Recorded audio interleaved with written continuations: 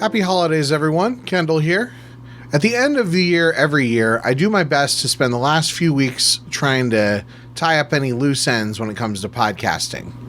Hopefully, I'll release at least one movie roundtable this week, and I also have a year-end episode of the poll list to edit and post, as well as the audio version of a very special Corn on the Horn that's currently only available on twitch.tv/KendallCast Network. This episode is a handful of clips that were on my portable Zoom recording device.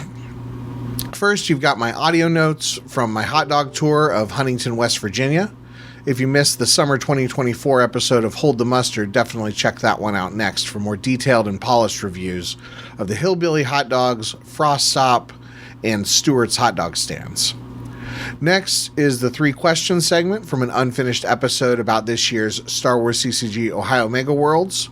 And finally, we have the semi-sweet segment of an abandoned holiday episode of Hold the Mustard. I want to take a moment to thank all of my collaborators on the show this year. We only posted 38 episodes at the time of this recording, which is down from previous years, but I feel like the overall quality on the network is so much higher than it's been in the past. Plus, we did a lot more video content.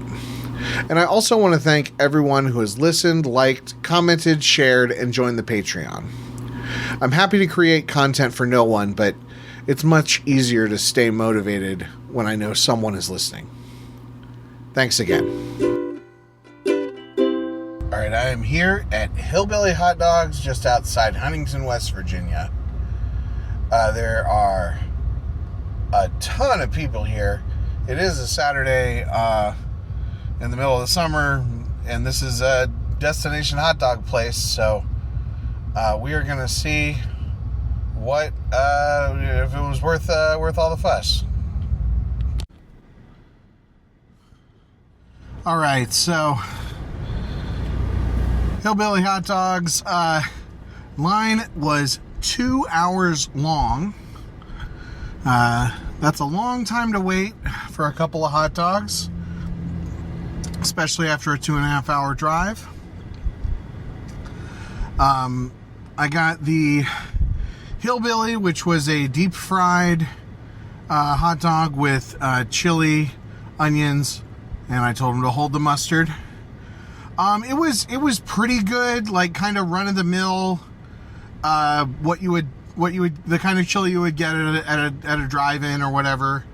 I wish I would have realized it didn't come with cheese on it. I probably would have had them sprinkle some cheese on top. That probably would have made it a little better. But also, like, it was one of these where they had a million different ingredients that they put in a million different combinations, and none of the combinations of chili came with cheese. So maybe they didn't pair well or something. I don't know. And then I got the Pine Appalachian, which was ham, pineapple, barbecue sauce, and shredded cheese on a hot dog that was not deep fried, which was a little better. The ham was good. The barbecue sauce was fine. The combination of ingredients was kind of interesting. But the hot dog itself was nothing particularly special. The aesthetic of the way, since you're going to spend 2 hours waiting in line, the aesthetic of the line was really cool. Kind of the, lots of like little bumper stickers and slogans and stuff written on stuff. Unattended kids will be given coffee and a kitten. Those kinds of jokes. And then they had a sculpture of a hot dog. They had like abandoned school buses with weird art on it, kind of garbage art type stuff. They had, lots of cool, photo ops and things. I honestly think, like, if you're driving through, stop there.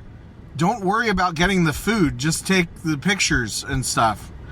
Hot dog is like the hot dogs were, they were fine. Like, maybe if I'd have gone, admittedly, it's the middle of the summer and it's a Saturday afternoon, so maybe I should have gone on a Monday in September, and maybe the line wouldn't have been so long. I think if the line had been like 45 minutes, I wouldn't even batted an eye. It was very, very long. They had one person taking orders for hundreds of people. And, it's like, it kind of feels like they intentionally were having slow service just so people could come out of it saying, oh, I waited in line for 2 hours or whatever, the sort of gimmick. So next up is the Frost Top, or some letters overlap, that I've heard has really good root beer. So I'm going to get a hot dog and a root beer from them, and we'll see how they are. Probably going to. There we go. Okay. I really hope I didn't screw up the last one, because it looks like the volume was messed up, but whatever. I'll probably re-record all this stuff. Frost Top was excellent. Really, just a really solid drive-in. Hot dog tasted like a hot dog.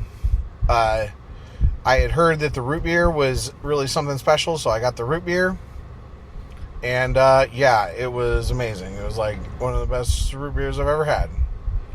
So, the last stop for the tour, I think I crammed these in a little too close together and probably shouldn't have done 2 hot dogs at the first place if I was going to do 3 places. Just got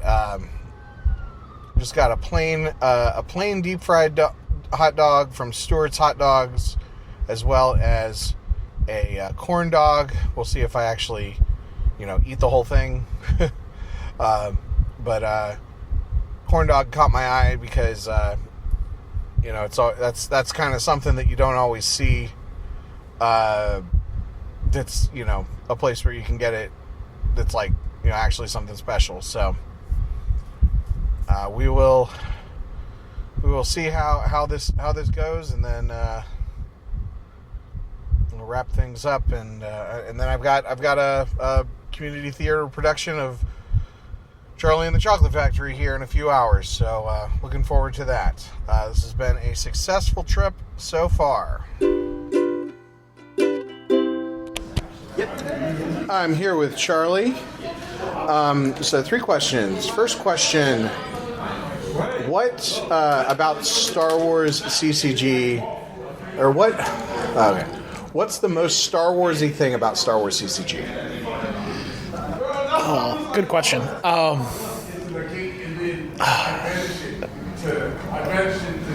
Sorry. I would like the kind of the general thematics of it, but like it's hard to like pinpoint a good answer to that question. It's a really good question. I'd really have to think on it. Okay.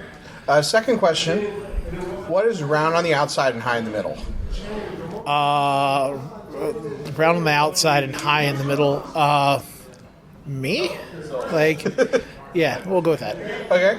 And final question: yes reverts, no reverts, or some reverts?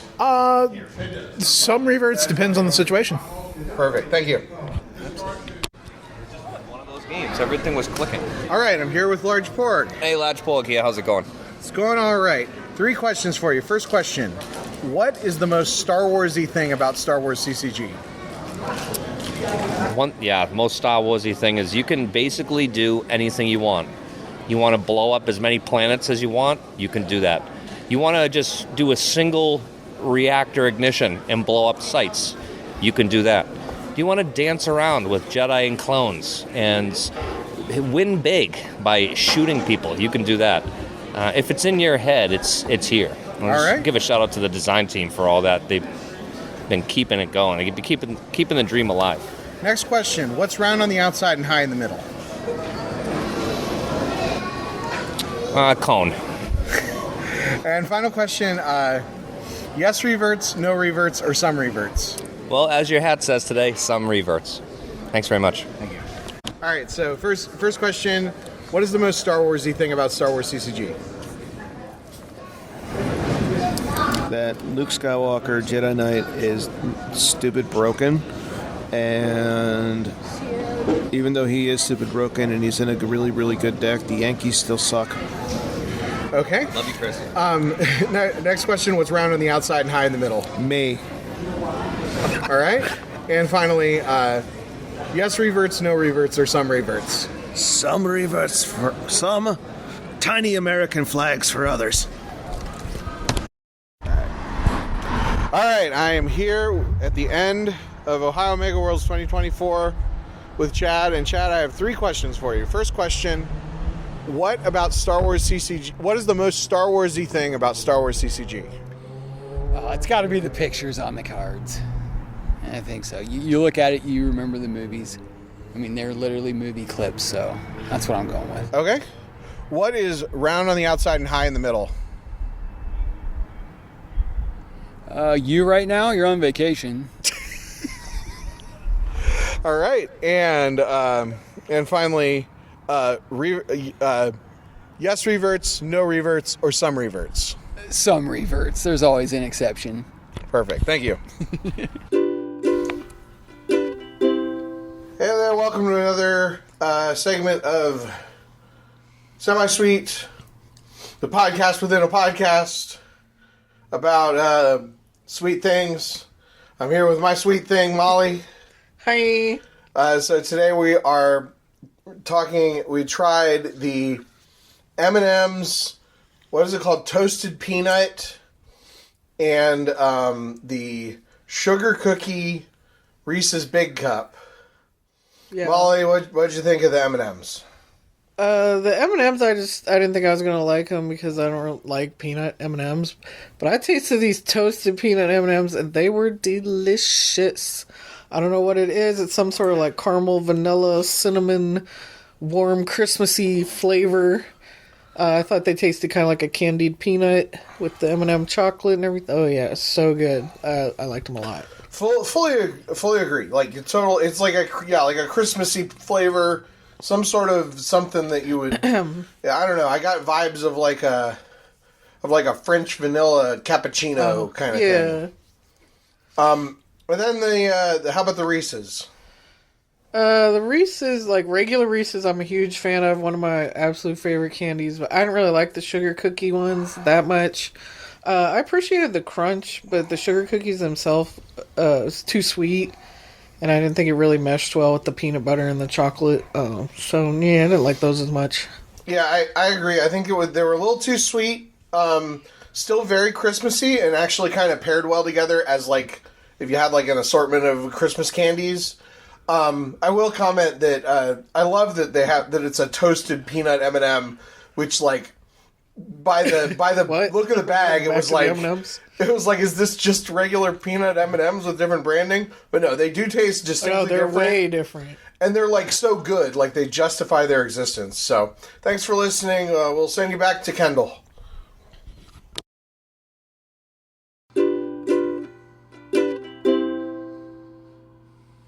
This podcast is a production of the KendallCast Podcast Network. You can support the show for just $2 a month at patreon.com/KendallCast or make a direct donation through the PayPal link at kendallcast.ninja. Every little